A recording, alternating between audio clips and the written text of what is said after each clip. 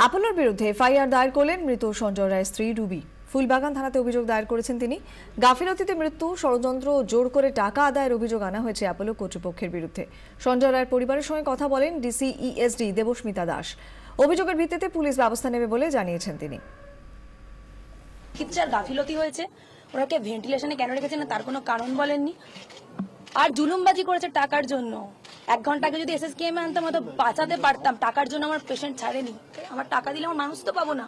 যেখানে দরকার ছিল মানবিকতা সেখানে যখন ওরা দেখায়নি, এখন আমরা ওদের টাকা ফেরত চাই না।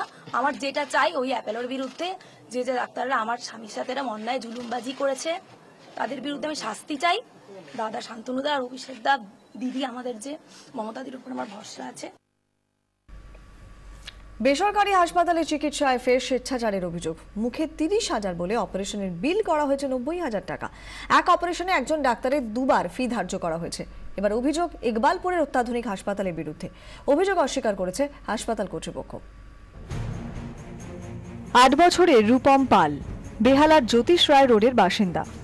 11 ফেব্রুয়ারি অ্যাসিড খেয়ে ফেলে ভর্তি হয় এই হাসপাতালে।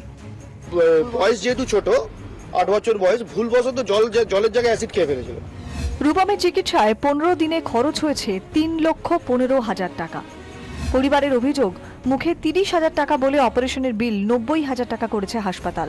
ভাড়া বাবু একটা বলেছিল 25 থেকে 30,000 টাকা। যখন যেখানে এস্টিমেট দেওয়া হয়েছিল 30,000 টাকার ওটি, সেখানে যখন 1 লাখ টাকা হয়ে গেছে তখন আমাদের এখানে ইন্টিমেশন দেওয়া হলো না।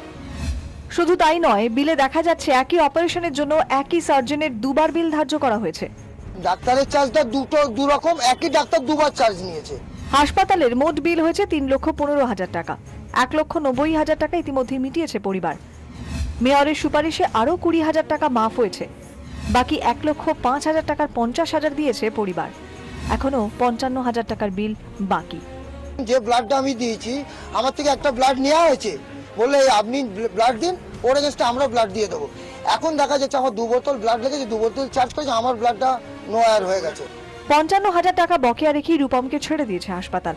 পরিবারের অভিযোগ, আইনি ব্যবস্থা নেওয়ার হুমকি দিয়েছে কর্তৃপক্ষ। ব্যুরো রিপোর্ট, 24 ঘন্টা।